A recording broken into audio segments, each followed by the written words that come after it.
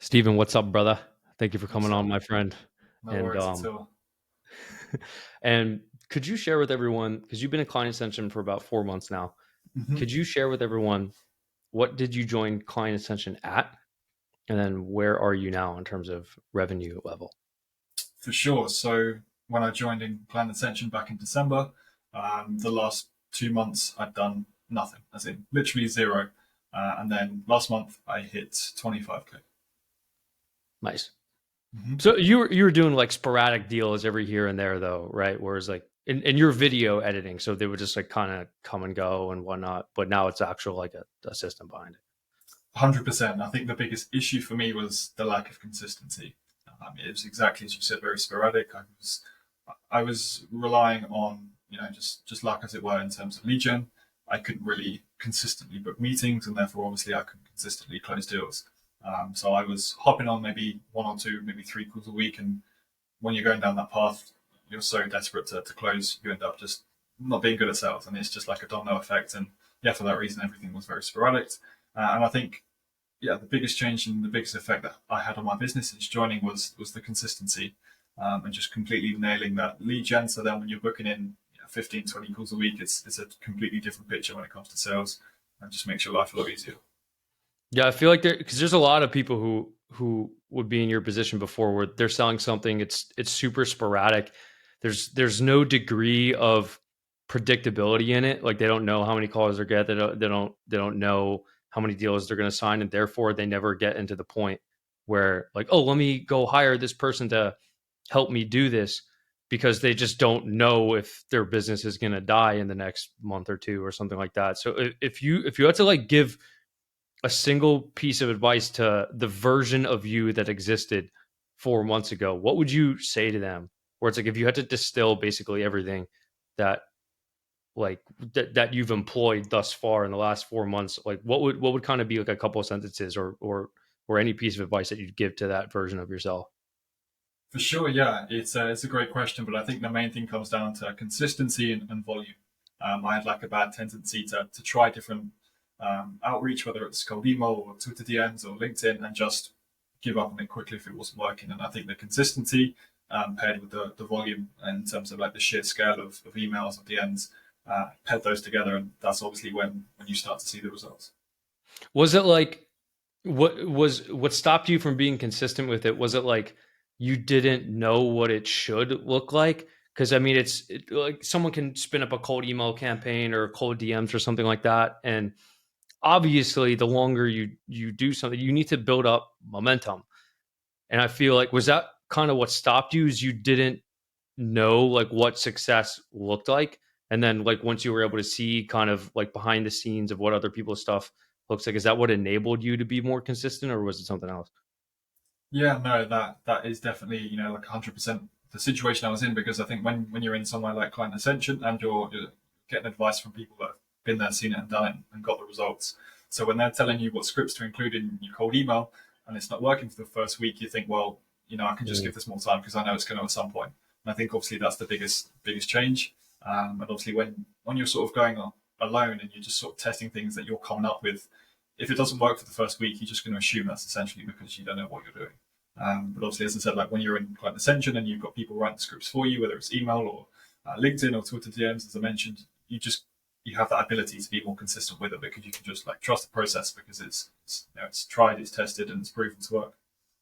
And you've sent a bunch of messages in the Wins channel. There was one week where you booked 30 calls, right? Yeah, yeah. That was a crazy week. I think it was like 32 calls actually in one week was my highest. Um, But yeah, that was a high week, but I think still consistently I'm getting anywhere between 12 and 20 on a weekly basis consistently. Yeah. Was that all from cold email, or were there like other data sources or? I'd say like 80% cold email and the rest from Twitter. Yeah. Yeah, nice. Did Christian help you write those scripts? Yeah, yeah. So Christian's been a fantastic help. I mean, obviously he wrote the scripts for me at the beginning when I first joined, which really set like the foundation for what else I was going to include. But as you know, like I've been doing a lot of other more targeted campaigns in my niche. And every time I've got to spin a new campaign up, Christian's been able to help me write those scripts for those as well. and they're just just printing meetings.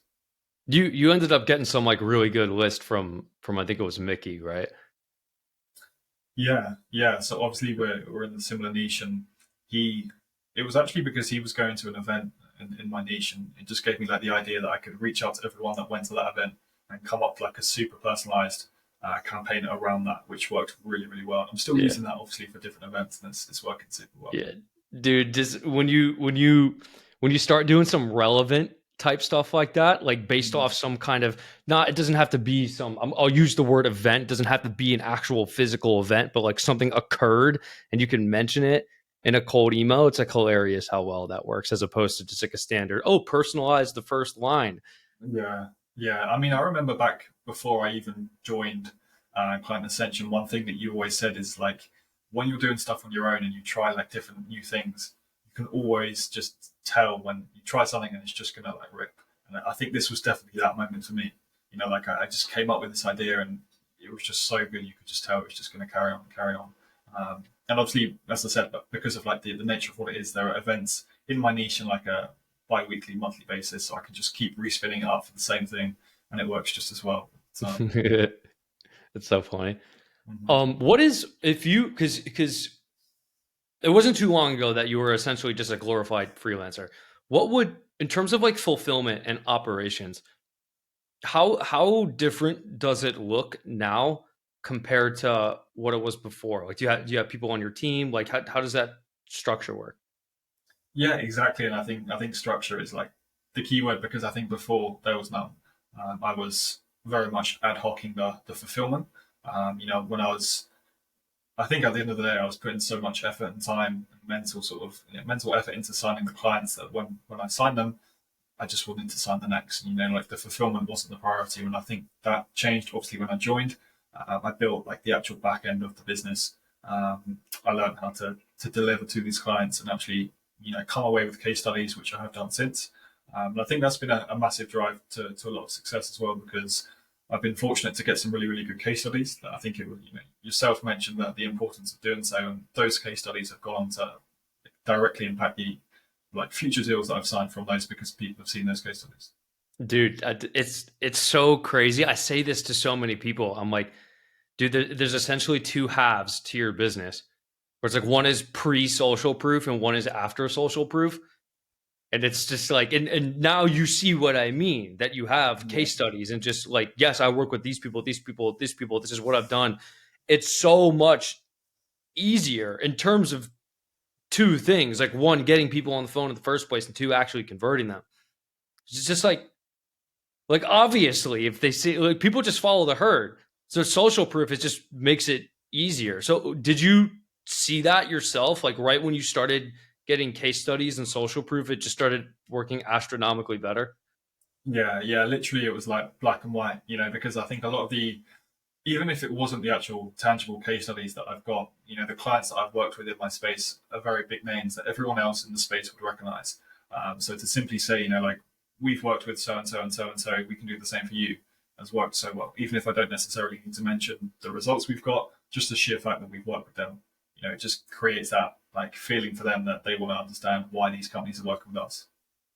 Yeah, so that's what's funny about it is it doesn't even have to be like because you have something that you could morph it into like a tangible, hey, I'm going to do this and like get you this result. But even because you have a kind of like a form of a productized service where you're giving somebody like tangible deliverables, Mm-hmm. like it's assets, it's video assets, and just showing that I've worked with all of these other people has equivalent of enough force as opposed to, hey, I worked with all these people and they got like X specific result. If you were like an advertising agency or something like that, it's just the concept of showing like, yes, people do in fact use me and I'm not an internet scammer. Yeah, yeah. I mean, exactly. I almost think it's just as like as important and effective as having the tangible results because although you can say the results, you can't always necessarily prove it. Whereas for me, I can say we worked with this company, and my prospect goes on like this company's Twitter page, and they actually see the video we created for them. Like they can see it right there. So like I think personally that's just as effective when it comes to social proof. And yes, it's worked really well. Dude, I'm sure you've heard me say this before, but it's like if something isn't simple, it won't work. And I'm Mm-hmm. just like thinking of I was thinking about it earlier today. It was kind of just like a graph where uh, the x-axis is how much social proof you have, and the y-axis is how easy it is to get your next client. And it's just like a direct straight line where the more evidence and social proof you have, just the easier it is to get more and more and more, and then it just goes through this compounding thing, and that's like precisely what you have now. And it's funny because I mean, I could sit here or you could sit here and be like, well, how do I get to 100K a month? And it's directionally like largely the same exact thing you're doing right now. It's just like amping those up a little bit or making it slightly more efficient. It's it's hilarious to me that people will run their businesses for so long and it doesn't even like conceptualize to them in their mind to like go gather social proof when it's like that's like 80% of the equation of what actually grows a company. Yeah, yeah, I think as well. Like, I know you always mentioned about how most people think, if you've got six case studies on your website, the seventh won't matter, but like it really does. And I think for me, when it came to writing my copy, I was saying we've worked with X company, and then I tested it by putting more and more and more companies, and the more companies I included, the better response I was getting. So it's literally like there's such like a positive correlation between the amount of companies you mention that you've worked with to the amount of like replies you get, which is crazy because at first you think you don't want to. If you write an email, you don't want to say we've worked with like and list seven companies or whatever, but it works a lot better than just listing like one or two. Yeah. So yeah, it really is like that simple. It's so funny. All right, brother. Mhm. If you had if you had one piece of advice for somebody who was maybe stuck in your situation before, like late late last year, to try to get them to in the position you are now, what would you tell them?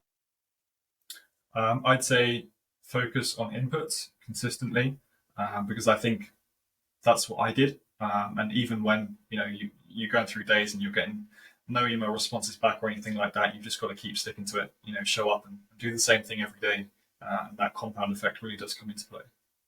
Dope. Dude, I appreciate you very much. I'm going to put all of your links in the description if any of you guys want to connect with Steven or buy some videos from him. He's got you. For sure. Appreciate it, bro. Thank you. Take care.